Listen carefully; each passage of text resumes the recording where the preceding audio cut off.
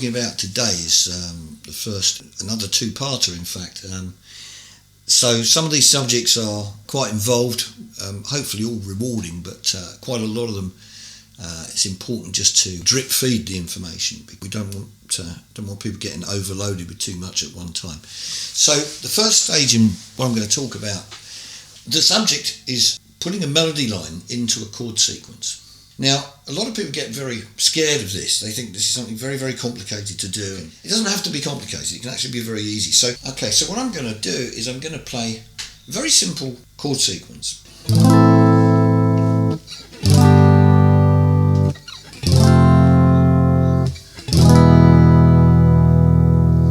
Okay, now the question I'm going to ask you is, when you hear that chord sequence, what melody line do you hear?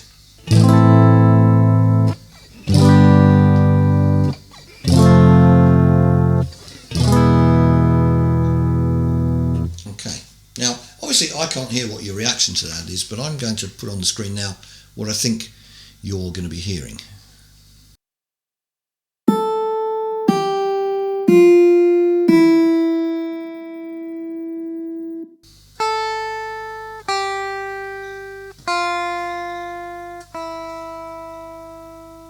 Okay, generally speaking, what you perceive to be the melody line is going to be on the edge of the chord, that is to say the high or low extreme of what the chord is. So if I did this,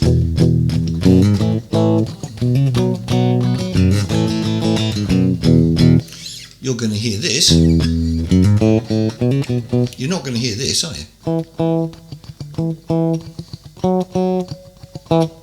Okay, because it's hidden in the middle of the chord. So if we make some changes to how many strings we hit, we can alter what that tune is. So here's a little example. Same chord sequence, same chord shapes.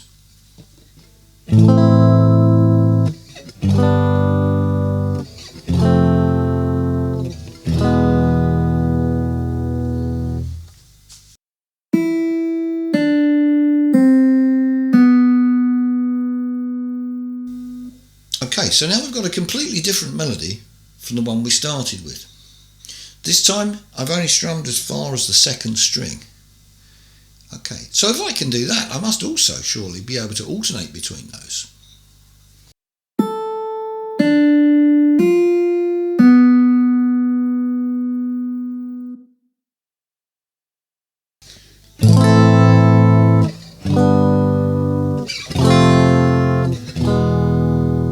Okay, so now we've got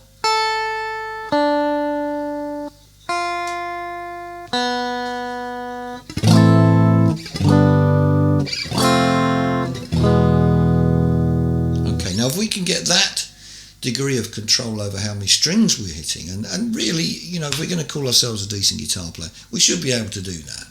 We don't just want to have to go like this every single time we play a guitar. Okay, this is like walking up to a piano and going like this on all the keys instead of choosing which things you're going to highlight or pick out. So, getting that little bit of a grasp and control over how many strings you're hitting, but also, as importantly, listening to what that does when you use those techniques. Very, very important.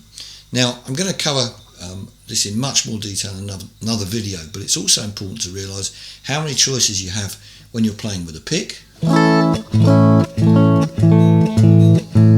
and how many choices you have if you're using your fingers in a pick. So that's something to think about, but not right now.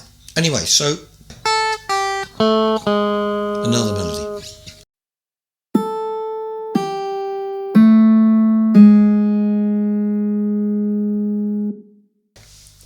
Now, if we take that idea forward, it gives us the opportunity of playing a lot more interesting stuff over our chords.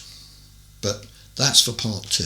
Anyway, I hope you've enjoyed what you've seen so far, and I hope if anything it's whetted your appetite to see and play some more, and that's what it's all about, to have some fun with this stuff. What you don't want to do is play stuff which is either boring or you're bored with, or worse still, both.